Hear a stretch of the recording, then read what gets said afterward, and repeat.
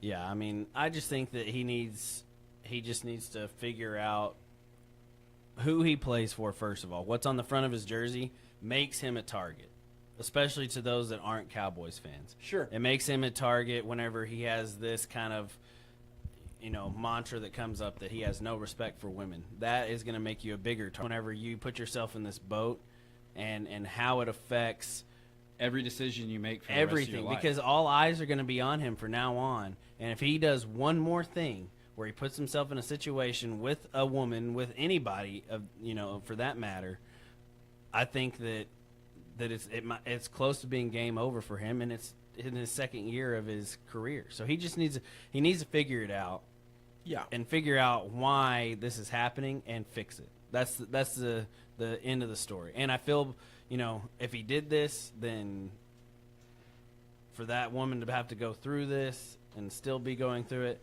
then and that's another thing. Like with the NFL, to drag it out for a whole month or a year and a half, like you're dragging her experience. If that happens, at this point, I don't think she cares. I think that she wants to see him drug out.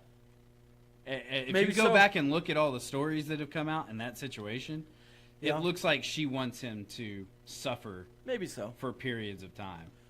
All right, let's before we take this break, let's just jump into the rookie quarterbacks who debuted this week. Yeah. So you had Mitchell Trubisky on Wednesday. He looked like the number 3 pick in the draft. He didn't look bad at all. Then did you see what Mike Glennon said after the game? All the reporters were asking him, so Trubisky went 10 for 10 and threw for a touchdown. You went 1 for 9 and threw a pick. Are you worried about your job? He said, I'm not worried about my job. He said, you guys are the ones that get to worry about that. I know what's going on in the locker room, and I know I'm going to be the starter of this team. I'm like, I don't know, buddy. I don't know. Trubisky was really hot to start, and he kind of slowed down. Yeah. But I mean, and it's preseason, so you can't really tell. I mean, just like Patrick Mahomes last night, he's 7 of 9. But if he has a better offensive line, he looks even better. So, well, I thought that Pat looked a lot like Pat. Well, and he would have been 8 of 10, but I thought that they kept the game plan simple for him when he came in. They open it up with a bomb. When that's Andy Reid. Back. Yeah.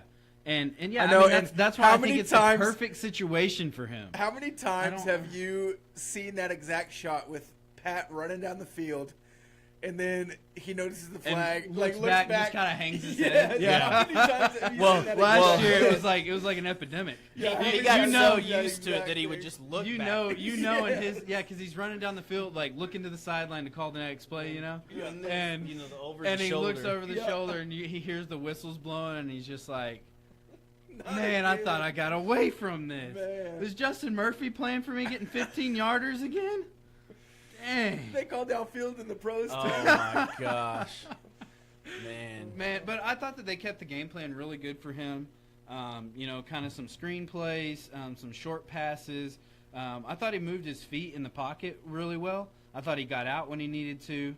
The touchdown pass, I mean, that's his bread and butter. Roll him out, give him an option. Let him create. That's where Patrick Mahomes can be Patrick Mahomes, and you can't make him into another quarterback that he's not. You've got to let him be who he is, and he's a guy that can do that. He threw that flat-footed across his body. Yeah, but he put it to where only that guy. And even the throw, even before that, the one that he kind of threw over Escobar's head a little bit. I thought Escobar still could have caught that ball. Yeah, well, Escobar is a third-string tight end. I understand that, but I still thought that was a catchable ball. If you throw that to Travis Kelce, I know. If you throw that to Kelce, it's a touchdown. So, I just like that Andy Reid allowed Pat to go in there first he let him play. Show the arm off. He let the young man play, and that's what Andy Reid said when they drafted him. He said, this is the kind of kid that is, as far as I'm concerned, as long as he learns the playbook, he's a game changer, and he can change a game in one play. And I think if you're the Chiefs, you want to maybe play Alex Smith 1 or 2 series the next couple games, and you're playing Bray and Mahomes in the first half. Yeah. Or you're giving Bray a half and Mahomes a half. Yeah. because you want those two guys to get as many reps as possible. You know Alex Smith is the starter. Yeah. And Alex Smith has had a great camp because he's got two guys to finally push him. He looked really, really good last night. Well, yeah, Alex Smith is going to start the whole season. I think Alex Smith plays the whole season, and if Pat has to play, because Alex Smith has a history of injury, so that makes him. Does he? He's had some smishmissions. Oh, yeah. Okay. Smishmissions, yeah. All right. But, and you know what's good for Pat is he has Michael Vick to lean on now, because Michael Vick is a special assistant coach for this Chiefs team, and what better person to learn from and progress as far towards, as football goes. Yeah, well, yeah, that's what I mean. I mean, Michael Vick, if he's not the best dual threat quarterback to ever take play, his advice in the dog if he's not business. if he's not the best dual threat quarterback gotta that's keep ever him on a played the leash. game, I don't know. Let's take a break. We're gonna take a break. Let's just jump into it. Camden, what are your thoughts on the Texas Tech defensive line going into 2017? Because the Texas Tech defensive line, when Cliff got here, was its strongest part of the defense. We had Kerry Hyder, very, very much. Kerry Hyder, Brandon Jackson, Pete Robertson. You had back-to-back Big 12 sack leaders in Pete Robertson, Brandon Jackson. And since you haven't sniffed a sack since. No, and you know, we all thought Braden Voca was going to be incredible. Gary Moore. He never really impressed.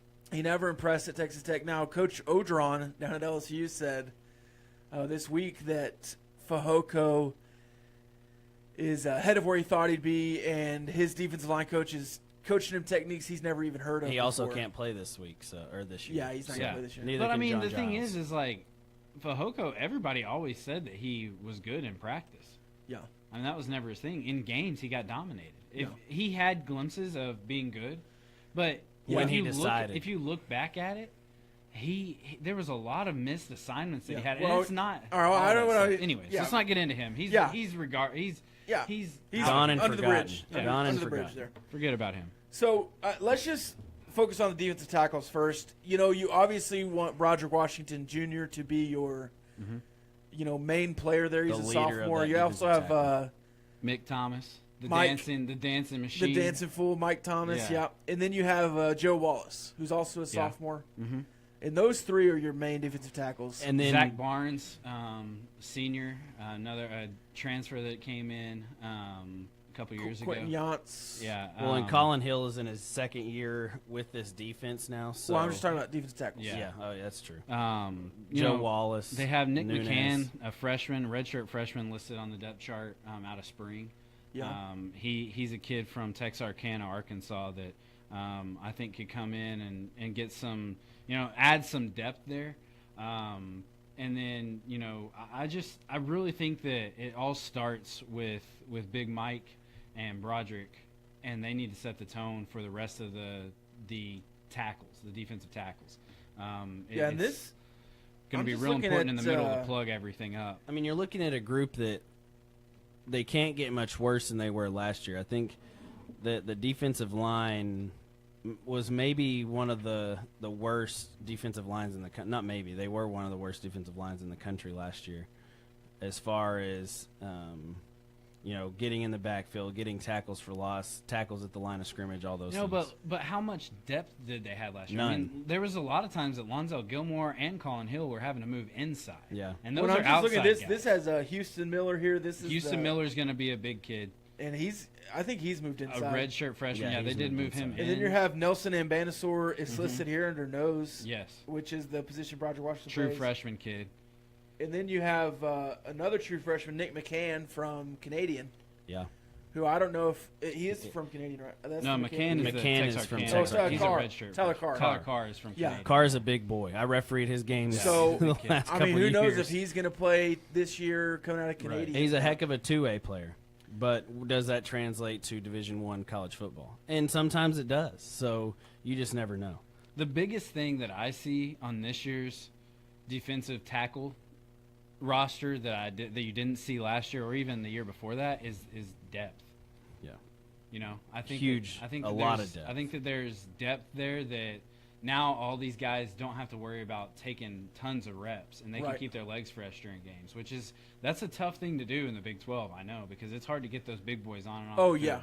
I mean, But- you want how many guys do you really want to rotate? I mean, are you saying six? Are you trying to find six guys? I think you're trying to find 4 guys up in the defensive tackle position that can go. I think you need 5 to 6 because of the way that these Big That's 12 tough. But offenses you're playing Shuffle, two though. tackles. You're But playing because two of the way tackles. this Two these tackles, Big so- 12 offenses play, though, you're looking at 3 plays for a defensive tackle before he's absolutely gassed. So if you can keep doing I that, mean, if you're saying you're playing 90 defensive snaps a game, and you have 6 guys, that's 30 plays a game. yeah, I mean, I mean, It I keeps them get it, but I fresh. think you have to have 4 that you can really rely on. 4 that you can Sure, rely on, that's but you what can I'm- Okay. substitute in the last 2. And just then maybe to- another couple that Because you you're going, can put in to I mean, then take you're some doing like reps. 50 snaps for Broderick Washington, and then Right. Well, I think he'll take about 60 every game. you're I taking really do 10 think. snaps, 10 snaps for maybe a And maybe a or somebody Banisaur like that, or Carr or Yeah. even Houston Miller. I don't know how much he's going to do redshirt freshman, I don't know. I know the kid is stronger than a Knox. and Yeah. he's one of those high motor guys. yeah, Yeah. very. Guy you He's can got a put in lot there of for a energy. couple All right, plays, so- get some penetration, things So like that. let's just who are our sack leaders here? Who's the sack leaders along the defensive line? Because you have Colin Hill, you have Lonzo Gilmore, Taylor Nunez is going to be inside outside guy, Mm-hmm. and then you have JUCO transfer Tony Jones, who came in as a linebacker. We talked about it last week in the linebacker. Mhm. We But also they're going to probably stand him up at the end, I would assume. well, yeah, and we also are going to talk about him next week when we talk about the safeties Yeah. because I think he might play all 3 levels. Hey, it's like Coach Gibbs told us, he's a hybrid player. Yeah, and I think he's going to put all over the field. Okay, All right, coming coming back here on 1340 The Fan. This is the Rob Bro Show with the Robinson twins, including special contributor Camden Robinson. This is the last minute of the show, pretty much. When you think about the Texas Tech defense and the Texas Tech defensive line, especially under David Gibbs, you don't think pressure. No. It's just not his style. He's kind of like Rod Marinelli in the fact that they Hold don't it blitz up, a lot, yeah. and you're really just trying to bend but not break and get turnovers. I think the whole point of the defensive line in this scheme is to hold up the attack from getting to the second level, and that's why you see your linebackers leading the team in tackles.